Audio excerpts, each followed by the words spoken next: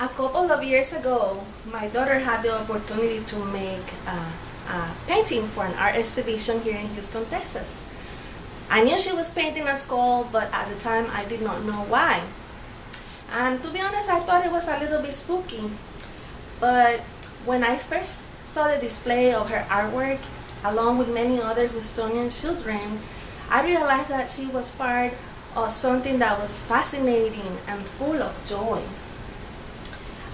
To my surprise, all these paintings were being used as part of the celebration of the Day of the Dead, or Dia de los Muertos.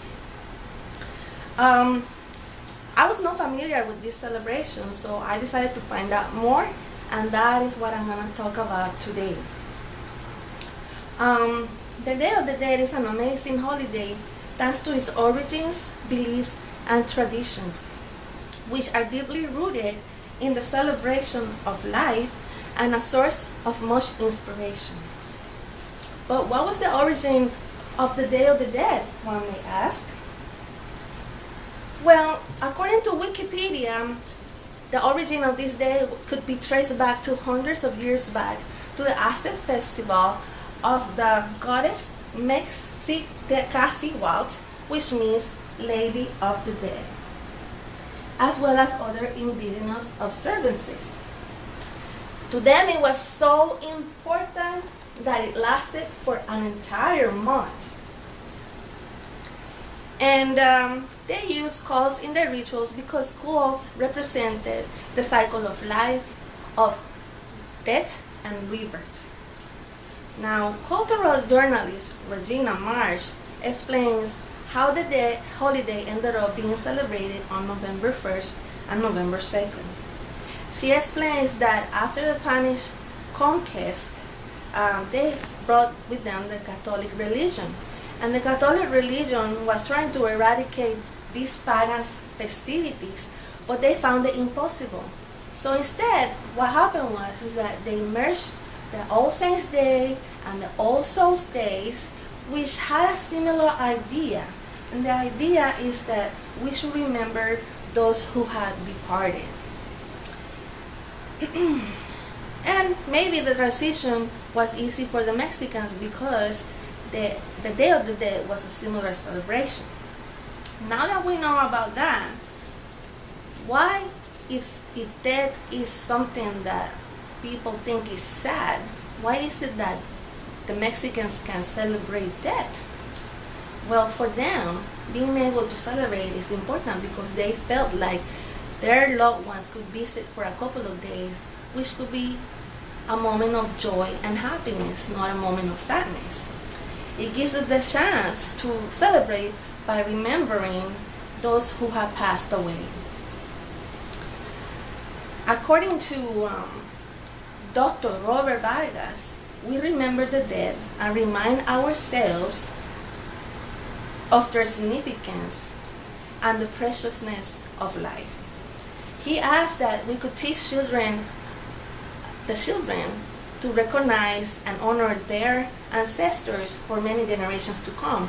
He then also mentions that the youth and the adults can be reminded to create a better life for their children according to the hopes of their ancestors. And for those who have recently lost a loved one, it helps in the healing process because they can share their memories and their tears. In fact, it's no surprise that many therapists recommend participating in this celebration as a form of healing.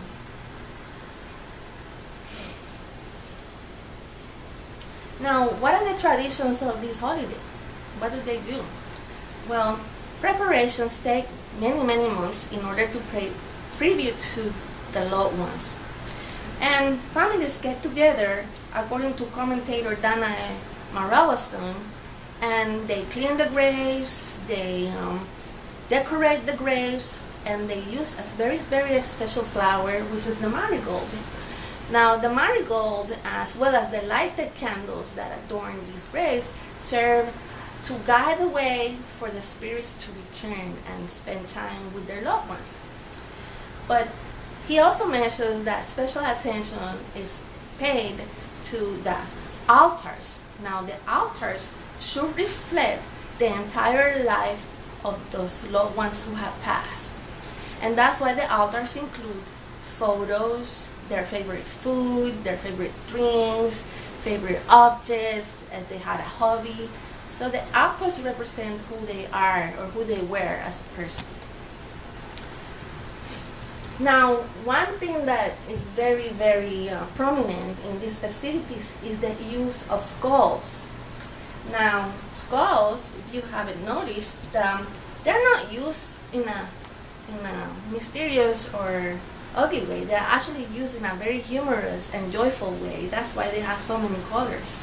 In fact, Wikipedia, in another article, mentions that the name of the living is written on the foreheads of the skulls to remind them that life is sweet and nice, and thus it should be cherished.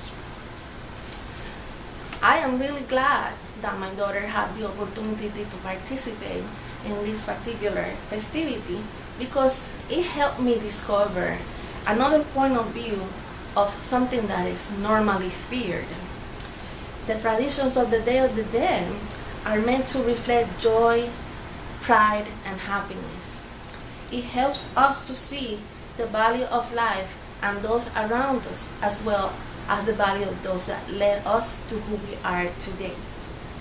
The Day of the Dead origins and beliefs are slowly gaining acceptance not only in the United States but also internationally, as people are beginning to recognize the need to be in peace with our ancestors, and that life is precious as we understand our own mortality. Okay? Are there any questions for me? Okay, I got a question right here. Is it against their religion?